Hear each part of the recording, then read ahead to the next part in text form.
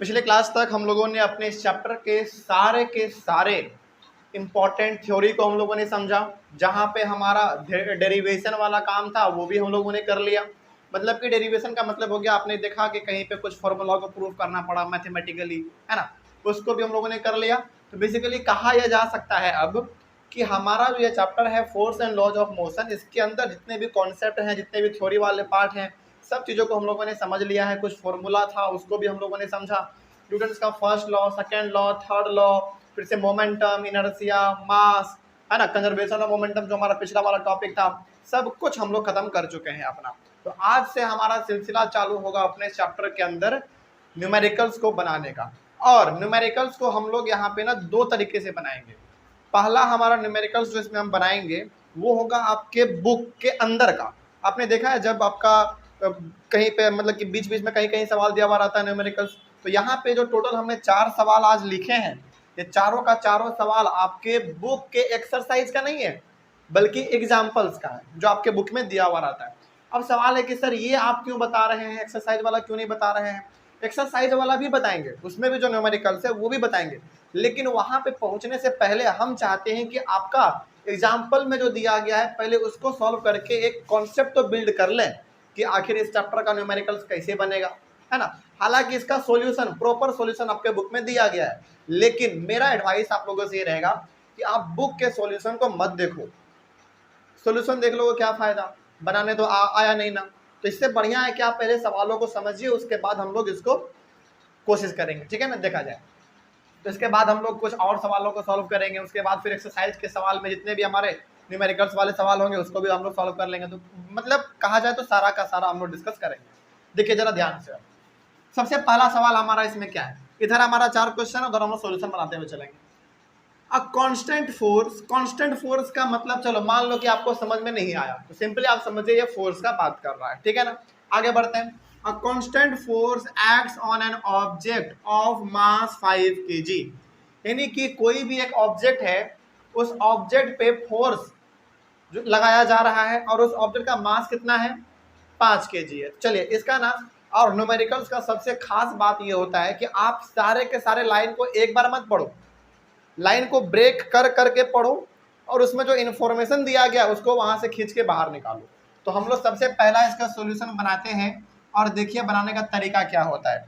इसमें कहा गया कि a constant force acts on an object of mass 5 kg, मतलब कि कोई एक ऑब्जेक्ट है जिसका मास कितना है, 5 kg है। तो सबसे पहले आप यहाँ पे मास लिखो, m इक्वल्स टू 5 kg लिख सकते हैं हम लोग।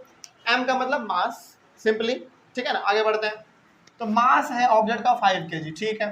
For a duration of 2 second, यानी कि उस ऑब्जेक्ट पे 2 सेकेंड तक फोर्स लगाया जा रहा है। तो टाइम भी हमको दिया गया यहाँ पे, टाइम कितना है,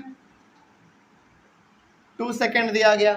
आप खुद एज्यूम कर लीजिए, मान लीजिए कि ये जो हमारा बोर्ड है ना, इसका मास 5 kg है, हम इसको 2 सेकेंड तक लगातार ऐसे जो है ना फोर्स लगा रहे हैं, धक्का मार रहे हैं, तो मास हमारा 5 kg, टाइम हमारा 2 सेकेंड, ठीक है। आगे बढ़ते हैं, और क्या कहा गया है, it increases the object velocity from 3 metre per second to 7 metre per second. मतलब ये हो गया जब ऑब्जेक्ट पे जिसका मास 5 kg है, जिसका मास 5 kg है, उस पे लगातार यदि हम 2 सेकेंड तक फोर्स लगाते हैं तो उसका जो वेलोसिटी है वो 3 मीटर पर सेकेंड से बदल के 7 मीटर पर सेकेंड हो जाता है। तो अब यहाँ पे आप याद करोगे अपना मोशन चैप्टर। हमने पहले कहा था कि ये चैप्टर कंप्लीटली आपका मोशन चैप्टर से कनेक्टेड है। देखिए उसका वेलोसिटी 3 मीटर से 7 मीटर हो जा रहा है, इट मीन्स ये आपका है कौन सा, इनिशियल वेलोसिटी है आपका, और ये है आपका फाइनल वेलोसिटी। तो आप यहाँ पे ये भी लिख लीजिए, इनिशियल को हम लोग स्मॉल एन से डिनोट करते थे, तो 3 मीटर पर सेकेंड है, और फाइनल वेलोसिटी कितना, 7 मीटर पर सेकेंड। आगे बढ़ते हैं, और इन्फॉर्मेशन क्या दिया गया है, find the magnitude of the applied force. पहले आप यहीं तक का काम कीजिए, बाकी देखेंगे बाद में क्या कहा गया है। मैग्नीट्यूड का मतलब क्या, न्यूमेरिकल वैल्यू, न्यूमेरिकल वैल्यू मतलब 1 2 3 4 कुछ भी हो सकता है, ठीक है ना। तो सबसे पहले आप यहाँ पे बताइए कि find the magnitude of the applied force. Object का मास है 5 kg, ठीक है, हमने लगातार 2 सेकेंड तक उसके ऊपर फोर्स लगाया, फोर्स लगाने से उसका वेलोसिटी 3 मीटर से लेकर 7 मीटर तक चेंज हो गया। अब बताओ कि आपने जो 2 सेकंड तक लगातार उस पर फोर्स लगाया, कितना फोर्स लगाया आपने, मैग्नीट्यूड बताना है यहाँ पे फोर्स का, तो वही हमको निकालना है। बेसिकली हमसे पूछा क्या गया, एफ का वैल्यू पूछा गया। चलिए इसी को हम लोग पता करेंगे। अच्छा सबसे पहले ना एफ हमको निकालने के लिए कहा, और अब सेकेंड लॉ से आप जान चुके हैं कि एफ इज इक्वल टू जो है वो एम ए होता है, ये आप जान चुके हैं।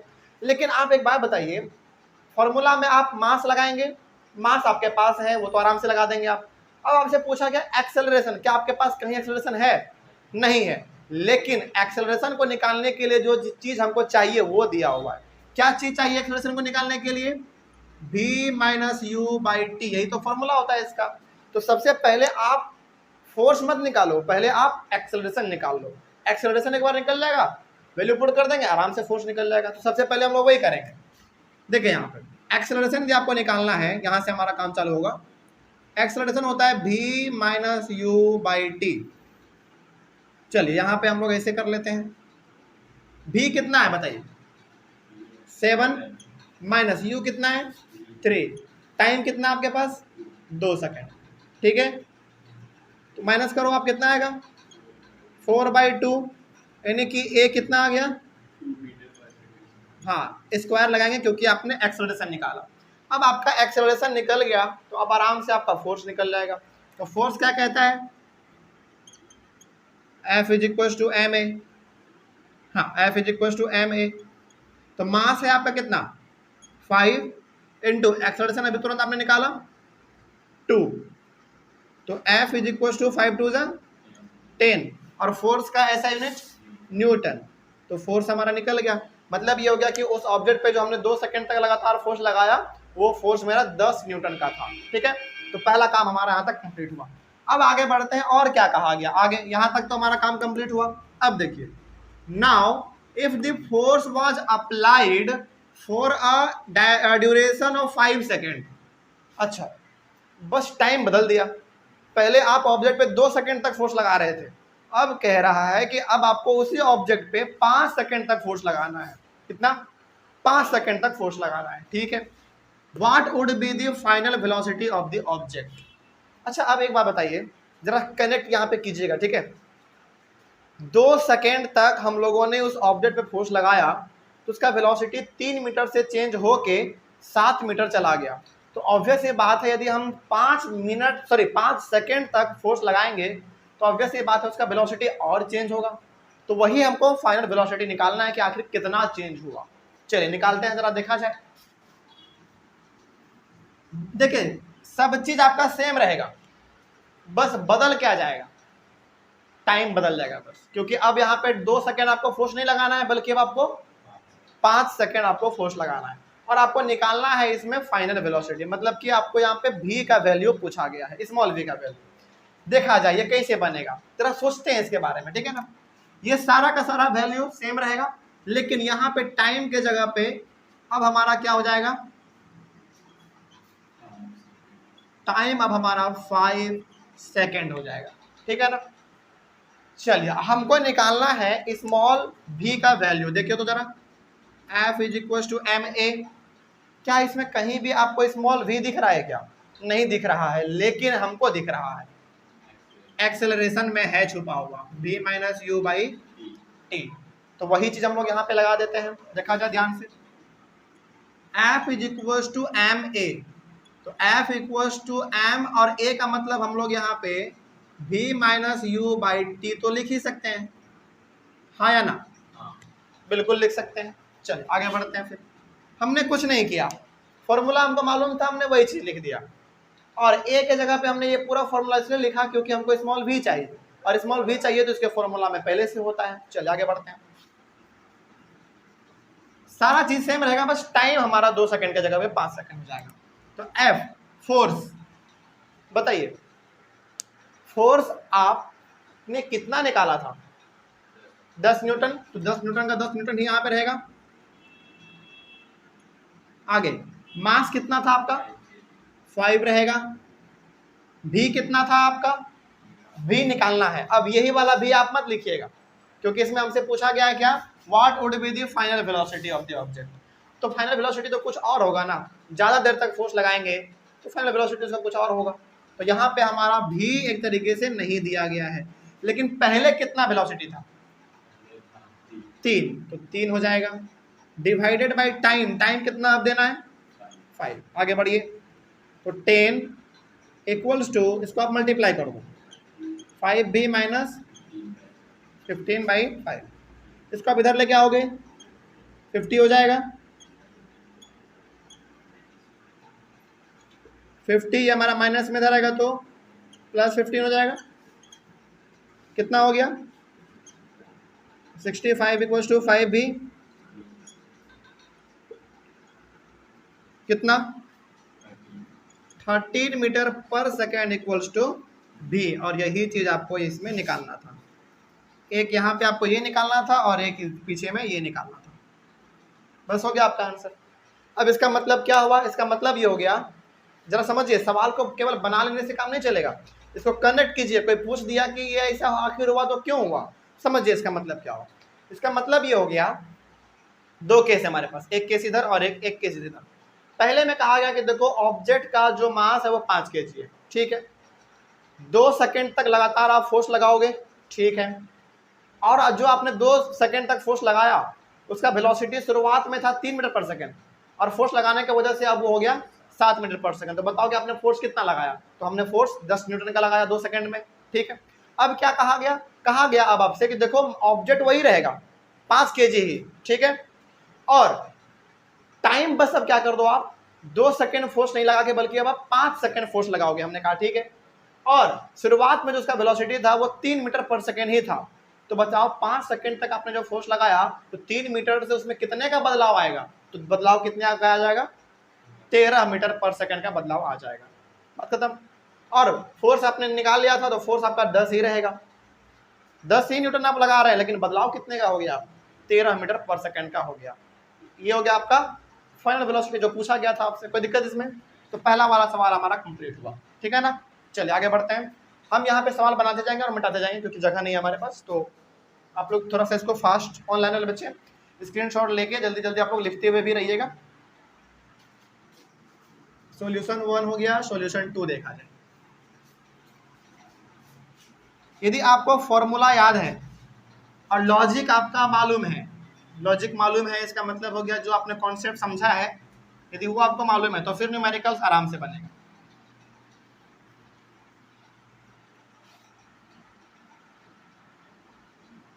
चलिए सॉल्यूशन नंबर 2 देखिए, सॉल्यूशन नंबर 2 देखा जाए ध्यान से। Which would require a greater force, देखिए यहां पे कहा क्या गया, which would require a greater force, यानी कि किसको ज्यादा फोर्स लगाना पड़ेगा, which would require a greater force, इसलिए भी आप समझ सकते हैं। Accelerating a 2 kg mass at 5 metre per second square और a 4 kg mass at 2 metre per second square. मतलब कि यहाँ पे ना आपके पास 2 केस है, चलिए आप पहले उसको कर लीजिए। 2 केस है आपके पास, आप इसको ऐसे कर सकते हैं अच्छी तरीके से सॉल्व करने के लिए। केस 1 आप कर सकते हैं और इधर आप केस 2 कर सकते हैं। केस 1 और केस 2, इससे आपका सवाल थोड़ा सा दोनों अलग अलग बनेगा और आसान से बन जाएगा।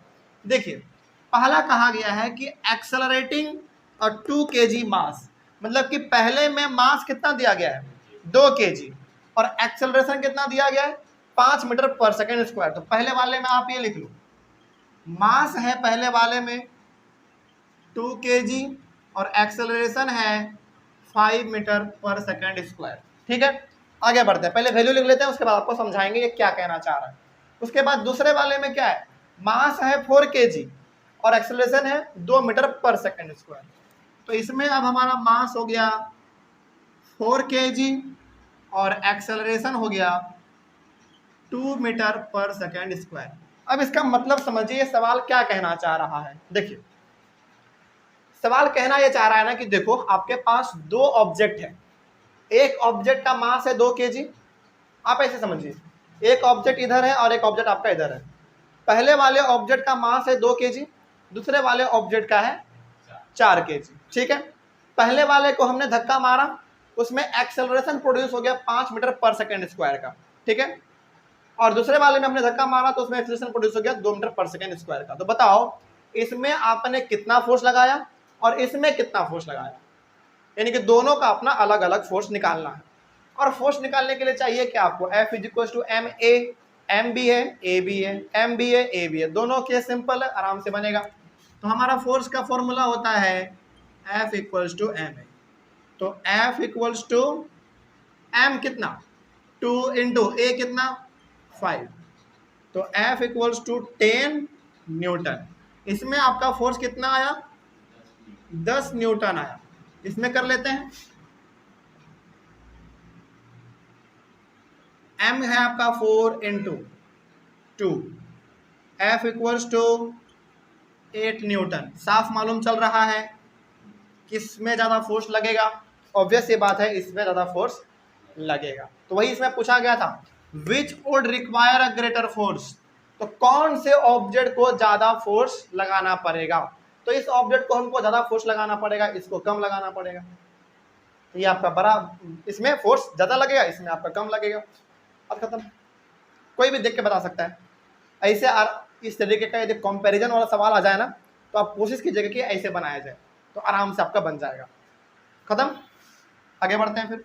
तो आप इसमें ये भी लिख सकते हैं कि accelerating a 2 kg mass at 5 metre per second square require a greater force. आप इसमें ये भी लिख सकते हैं, चलिए आप यहाँ पे लिख लीजिए, हैंड्स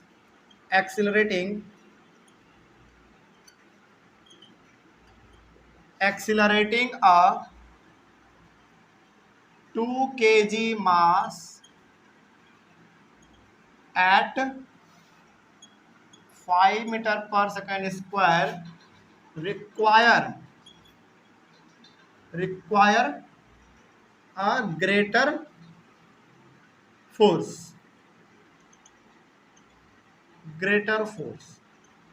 हो गया, मतलब कि जिसके पास मास कितना है भाई, अच्छा सॉरी, मास 2 kg ना, जिसके पास मास 2 kg है और acceleration 5 metre per second square है, उसी को ज्यादा फोर्स देना पड़ेगा। तभी जाके इसमें आपका दिख रहा है आपको साफ, तभी 10 न्यूटन आएगा, तब उसमें 8 न्यूटन है, तो ज्यादा किस में हुआ, इसमें हुआ। हो गया, चलो कोई डाउट इसमें, आगे बढ़े हम लोग। तो दूसरा भैया हमारा बन गया, तीसरा नंबर देखा जाए। अच्छा, क्या इसमें थोड़ा बहुत आपको कॉन्सेप्ट मोशन चैप्टर का मिल रहा है, बिल्कुल मिल रहा है, बिल्कुल, इसमें तो कोई शक ही नहीं है। लेकिन अगला जो चैप्टर होगा आपका फिजिक्स का ग्रेविटेशन, उसमें ना ही कॉन्सेप्ट आपको मोशन का मिलेगा, ना ही force and laws of motion का मिलेगा। वो चैप्टर सबसे अलग है, सबसे यूनिक है। ठीक है, चलिए देखा जाए सॉल्यूशन नंबर 3। समझेंगे, पहले ब्रेक कर करके समझेंगे, फिजिक्स का यही मतलब है। देखिए जरा कहा गया इसमें, a motor car is moving with a velocity of 108 kilometre per hour. ठीक है, and it takes 4 seconds to stop after the brakes are applied। समझिए, पहले सवाल को समझिए। एक मोटर कार है, समझो सिंपल सा एक कार है, ठीक है, एक कार है जो कि 108 किलोमीटर पर आवर के हिसाब से जा रहा है, मतलब कि वो 1 घंटा में 108 किलोमीटर दूरी तय कर लेगा, मतलब इसका बहुत ज़्यादा स्पीड है। 1 घंटा में इतना तय कर लेना वो भी बहुत बड़ी बात है ना। और आज के समय में तो आप पॉपुलेशन देख रहे हो कितना ट्रैफिक होता है, और इसके बावजूद भी ये 1 घंटा में इतना ट्रैवल कर ले रहा है, तो ये पक्का हैवी ड्राइवर है। ठीक है, आगे बढ़ते हैं।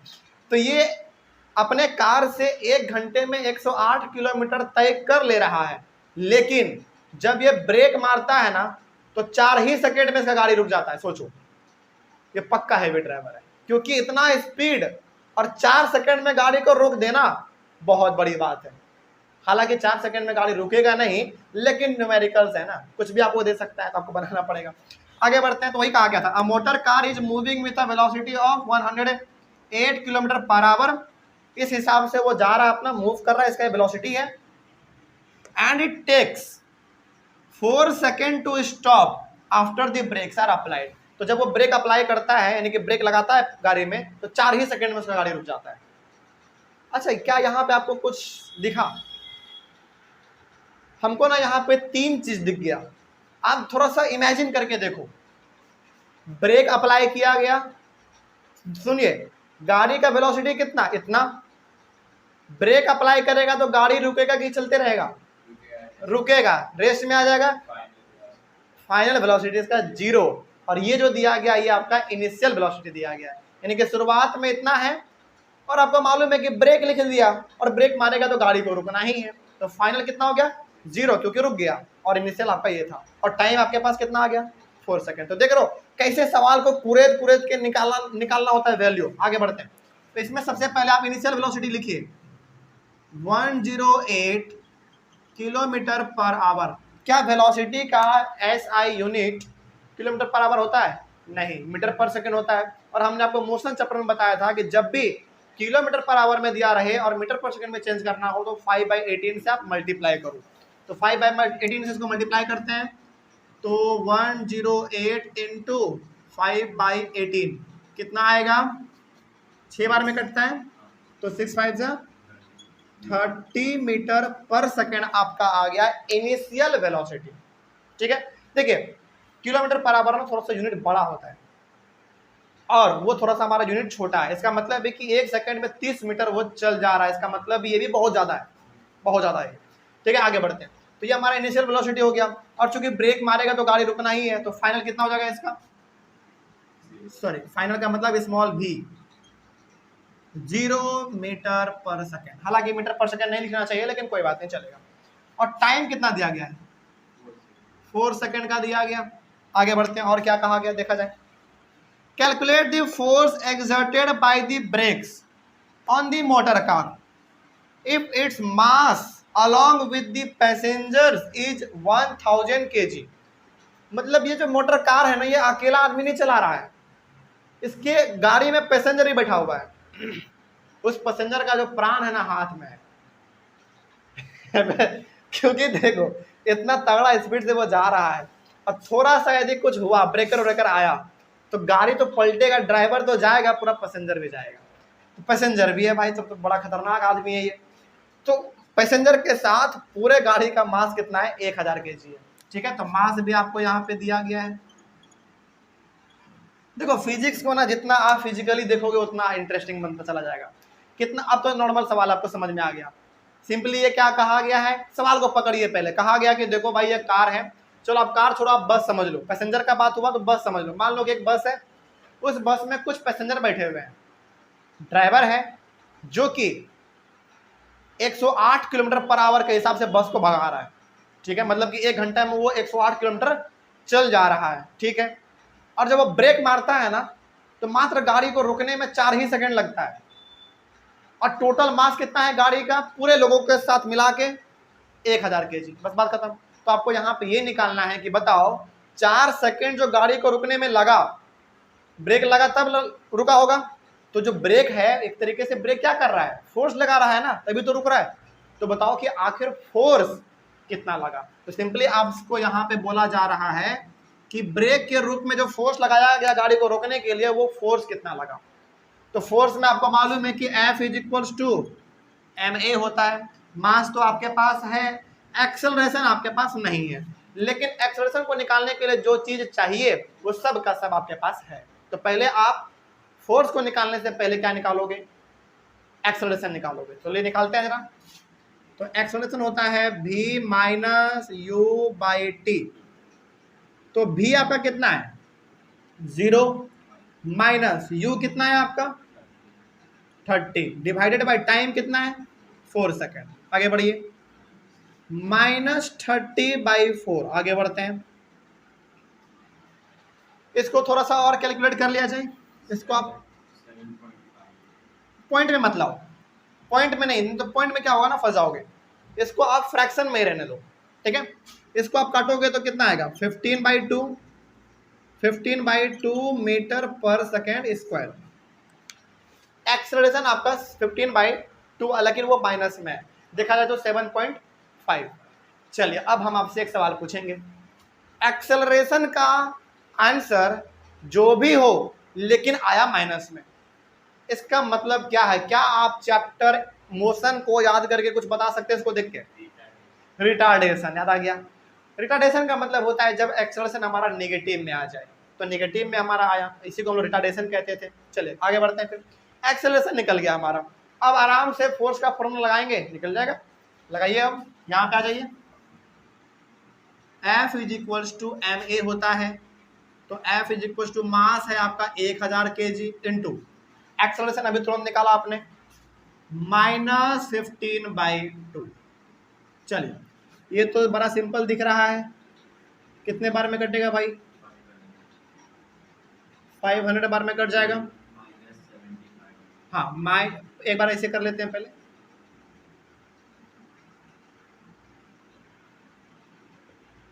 -75 न्यूटन। अच्छा अब यहाँ पे समझिए थोड़ा सा ये क्या बता रहा है। फोर्स आया आपका 7500 न्यूटन लेकिन माइनस में, इसका मतलब ये क्या इंडिकेट कर रहा है मालूम है? देखिए ये इंडिकेट क्या करता है, ये कभी कभार पूछता है एग्जाम में कि आपने जो फोर्स निकाला वो माइनस में आया, ये क्या इंडिकेट कर रहा है? आपको बताना पड़ेगा कि देखो बस, चलिए मान लीजिए कि बस का मूवमेंट ना इधर से इधर की ओर है, बस अपना जा रहा है, बस का मूवमेंट इधर की ओर है, ठीक है। यदि बस को रोकना हो तो हमेशा फोर्स किधर लगाना पड़ेगा? इधर ही या अपोजिट डायरेक्शन में? अपोजिट डायरेक्शन में। तो अपोजिट डायरेक्शन में लग रहा है, इसका मतलब कि फोर्स हमारा यहाँ पे नेगेटिव लग रहा है, इसीलिए यहाँ पे आपका माइनस आया। कोई दिक्कत इसमें? बात समझ में आ गई है? तो यहाँ पे नेगेटिव इसलिए आया क्योंकि बस का मूवमेंट आपका इधर है और आपको रोकना है इसको, तो अपोजिट में फोर्स लगाना पड़ेगा, तभी जाके ये रुक पाएगा। तो इस तरीके से आपका ये नेगेटिव में आ गया, तो हो गया बस खत्म। यही निकालना था आपको। सवाल नंबर 3 भी कंप्लीट हुआ, सवाल नंबर 4 बना लिया जाए। एक हमारा लास्ट सवाल नंबर 4 बच रहा है, देखा जाए इसके बारे में क्या कहा गया है। तो सवाल समझ में आ रहा है ना? बड़ा इंटरेस्टिंग है सब।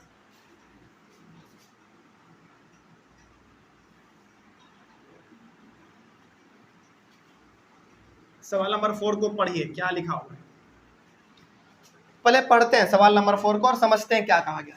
और ये सवाल ना बड़ा उठपटांग दिया हुआ है, मतलब इसको आप पहली बार पढ़ोगे ना समझ में नहीं आएगा। कोई बात नहीं, देखिए जरा ध्यान से क्या कहा गया, हम आपको ब्रेक करके समझाएंगे। A force of 5 newton gives a mass m1 an acceleration of 10 metre per second square and a mass m2 an acceleration of 20 meter per second square. What acceleration would it give if both the masses were tied together? मतलब क्या हुआ इसका? चलो छोड़ो इस सब चीजों को। यहाँ पे ना m1 और m2 बात हुआ है, एक्सेलरेशन भी बात हुआ हमारा 2 बार, तो आप यहाँ पे केस 1 और केस 2 कर लीजिए, इससे आपका सवाल आराम से बन जाएगा।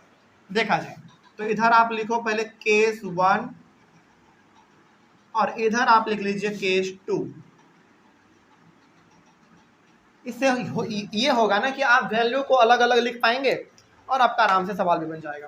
पहले देखिए फोर्स जो है वो 5 न्यूटन का है और ये 5 न्यूटन का फोर्स दोनों के लिए, m1 के लिए भी और m2 के लिए भी, तो दोनों तरफ लिख देते हैं।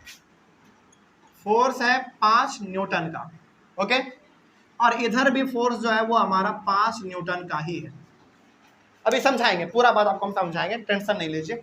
उसके बाद पहले वाले केस में जो मास है वो मेरा है m1, लेकिन कितना मास है ये दिया हुआ है क्या? वो दिया हुआ नहीं है, केवल m1 कह दिया, मतलब कुछ मास होगा अपना, तो यहाँ पे आप मास को m1 कर लीजिए, ठीक है। और इसमें मास कितना दिया गया है? m2 दिया गया है, ठीक है। उसके बाद आगे बढ़िए, इसमें पहले वाले में एक्सेलरेशन है हमारा 10 मीटर पर सेकेंड स्क्वायर, तो इसमें आप लिखेंगे एक्सेलरेशन, इसमें दिया हुआ है कितना? 20 मीटर पर सेकेंड स्क्वायर। देखिए अब कितना सिंपल हो गया हमारा। आगे बढ़ते हैं, और क्या कहा गया? हाँ लास्ट में, what acceleration would it give if both the masses were tied together. समझेंगे बाद में क्या कहा गया, पहले आप यहाँ पे आइए। इसमें ना क्या कहा गया है, देखो what acceleration would it give if both the masses were tied together. Both the masses मतलब कि दोनों मास को पहले क्या करो, टाइड करो, मतलब दोनों को आपस में पहले ऐड करो। सबसे पहले बताइए, दोनों मास को आप ऐड करेंगे तो क्या दोनों मास का वैल्यू दिया गया है क्या? नहीं, ये तो सिंपली m1 दे दिया, जो सिंपली m2 दे दिया, लेकिन निकाला जा सकता है क्योंकि हमारे पास फोर्स भी है, हमारे पास एक्सेलरेशन भी है, दोनों में तो मास निकाला जा सकता है। यदि मैं आपको याद दिलाऊं कि फॉर्मूला हमारा होता है F = ma, हमको निकालना है m, तो हमारा फॉर्मूला हो जाएगा F/a m। तो यहाँ पे आप लगाइए जरा, मास का हो जाएगा F/a। तो चलिए, फोर्स कितना आपके पास 5 न्यूटन का है, एक्सेलरेशन आपके पास यहाँ पे 10, चलो इसको छोड़ दो, यूनिट छोड़ दीजिए, बस बात खत्म। तो मास कितना है आपके पास 1/2 लिखना चाहेंगे आप? पॉइंट में तो करना नहीं है सबसे पहले बात, चलो कोई बात नहीं, कर देते हैं, इसमें छोटा सा नंबर है ना, कर सकते हैं। तो 1/2 यानी कि पॉइंट में करेंगे तो 0.05 kg। ओके, आगे बढ़ते हैं। अब वही आप यहाँ पे निकालो, इधर भी हमारा सेम फॉर्मूला होगा, इसमें भी हमारा फोर्स उतना ही है और इसमें लेकिन हमारा ये इतना है। तो m = ये तो हमारा 1/4 होगा और ये कितना आ जाएगा 0.25 kg। अब देखिए m1 हमारा इतना आ गया, इसको आप m1 मान लो और इसको m2 मान लो। m1 क्योंकि m1 का बात हुआ था। पहला वाले का मास आया 0.5 kg और दूसरे वाले का 0.25 kg। इन दोनों को आप ऐड करो, एडिंग m1 एंड m2 कितना आएगा 0.5 प्लस 0.25, आपके पास आ जाएगा 5 5 2 0.75 kg। ओके, दोनों का मास कितना आ गया 0.75 kg आ गया। अब क्या पूछा गया था आपसे, देखो, what acceleration would it give if both the masses were tied together। जब दोनों मास को हम आपस में जोड़ देंगे तो एक्सेलरेशन क्या होगा। देखिए अभी फिलहाल एक्सेलरेशन दोनों का अलग अलग दिया गया है, लेकिन अब पूछा गया है कि दोनों का मास एक जगह पे इकट्ठा करके बताओ एक्सेलरेशन कितना होगा। तो मास दोनों का आपने इकट्ठा कर दिया, फॉर्मूला आपको मालूम है F = ma होता है, फॉर्मूला सेम लगेगा, फॉर्मूला में कोई दिक्कत नहीं। फोर्स भी दिया हुआ है आपका कितना 5 न्यूटन, दोनों में 5 5 है तो दोनों में 5 हो जाएगा। मास अभी आपने निकाल लिया है। अच्छा, आपको निकालना क्या है, सॉरी एक्सेलरेशन निकालना है। तो एक्सेलरेशन निकालना है तो फॉर्मूला देखिए आप यहाँ पे F = ma होता है, एक्सेलरेशन चाहिए तो F/m = a। तो यहाँ पे हम डायरेक्ट कर लेते हैं a = F/m। F कितना 5। अभी तुरंत आपने मास निकाला, कितना मास निकाला आपने 0.75। आगे बढ़िए, ये हमारा हो जाएगा 5 × 100 / 75। यहाँ पे आ जाइए, हाँ इसको आप करोगे, चलो 1 मिनट कर लेते हैं पहले। 500 / 6.6666 आगे बढ़ता चला जाएगा तो 6.6 राउंड ऑफ करके आप 7 कर सकते हैं मीटर/सेकंड स्क्वायर, और ये हो गया आपका फाइनल आंसर। अब इसके मतलब को आप समझिए, इसका मतलब क्या हुआ। देखिए केस नंबर 1 और केस नंबर 2 पहले दोनों को अलग अलग समझते हैं और फिर हम लोग इसको पूरा एक बार में समझेंगे। केस नंबर 1 में कहा जा रहा है कि देखो आपके पास एक ऑब्जेक्ट है जिसका मास कितना है 0.5 kg है, ठीक है। मतलब कि देखो पहली बार जब आप इस सवाल को पढ़ोगे ना बिल्कुल समझ में नहीं आएगा, इसीलिए हमने आपको पहले समझाया भी नहीं, समझ में नहीं आता, अब समझाएंगे आराम से समझ में आएगा। देखिए पहले वाले केस में एक ऑब्जेक्ट है हमारे पास जिसका मास है 0.5 kg, ओके। 0.5 kg का ऑब्जेक्ट है हमारे पास, उस पर हम 5 न्यूटन का फोर्स लगाते हैं, और जब 5 न्यूटन का फोर्स लगाते हैं तो उस बॉर्ड्स के उस ऑब्जेक्ट में 10 मीटर पर सेकेंड स्क्वायर का एक्सेलरेशन प्रोड्यूस हो जाता है। ठीक है, उसी प्रकार से इसको समझिए। हमारे पास दूसरा ऑब्जेक्ट है जिसका मास 0.25 kg है। ठीक है, इसको भी हम 5 न्यूटन का ही फोर्स लगाते हैं, लेकिन इसमें हमारा जो एक्सेलरेशन है वो 20 मीटर पर सेकेंड स्क्वायर का प्रोड्यूस हो जाता है। ठीक है, अच्छा यहाँ पे ना यदि मैं आपसे एक सवाल पूछना चाहूँ तो चलिए देखा जाए, एक मिनट 0.5 है और 0.10 मीटर। हाँ, आप दोनों में फोर्स बराबर लगा रहे हैं। ठीक है, दोनों में आप फोर्स बराबर लगा रहे हैं, लेकिन दोनों का एक्सेलरेशन अलग क्यों आया, बताइए तो जरा। क्योंकि मास दोनों का अलग है। देखिए, आपने इसमें भी फोर्स लगाया 5 न्यूटन का, इसमें भी 5 न्यूटन का आपने फोर्स लगाया, लेकिन इसमें एक्सेलरेशन प्रोड्यूस हुआ 10 मीटर पर सेकेंड का। क्यों हुआ? क्योंकि इसका मास ज्यादा है। 0.5 का मतलब केवल 0.5 नहीं है, 0.5 का मतलब है 0.50, लास्ट में जो आप लगा सकते हैं, तो ये 50 एक तरीके से कह सकते हैं, और ये केवल 25 है। तो ऑब्वियस ये बात है, ये हमारा थोड़ा सा भारी है, तो एक्सेलरेशन कम प्रोड्यूस होगा, इसीलिए इसमें 10 हुआ बस। ये थोड़ा सा हमारा हल्का है, हल्का क्या, इसे डायरेक्ट आधा हल्का है, तो इसमें प्रोड्यूस हो गया 20 मीटर पर सेकेंड स्क्वायर का, इसीलिए। तो सवाल ऐसे भी कभी कभार पूछा जा सकता है घुमा के। तो ये हो गया हमारा। अब कहा गया कि जब दोनों के मास को ऐड कर देंगे और फोर्स हम 5 न्यूटन का ही लगाएंगे, यानी कि इसके मास को भी इसके मास को हमने ऐड कर दिया, और फोर्स हम अभी भी कितना लगा रहे हैं, 5 ही न्यूटन का लगा रहे हैं, तो बताओ अब कितना एक्सेलरेशन प्रोड्यूस होगा।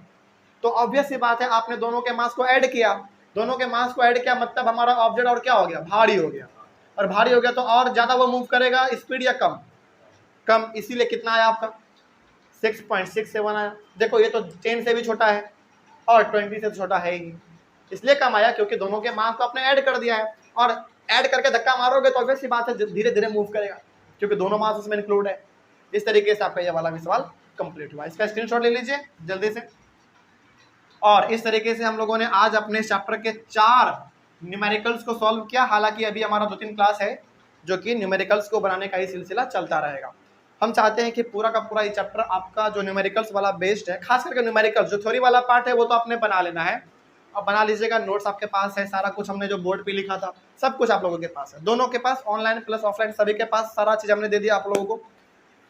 और जहाँ तक बात है न्यूमेरिकल्स का, तो न्यूमेरिकल्स हम पूरा आपको एक एक करके समझाते हुए चलेंगे। तो मिलेंगे हम लोग अपने अगले वाले क्लास में। आई होप आप लोगों को समझ में आया। कोई डाउट रहे तो कमेंट कीजिए, ठीक है। आप लोगों को डाउट इसमें, चलो तो कोई डाउट नहीं है तो हम लोग मिलेंगे अपने अगले वाले क्लास में कुछ और सवाल के साथ, ठीक है ना। तब तक के लिए thank you very much and have a nice day.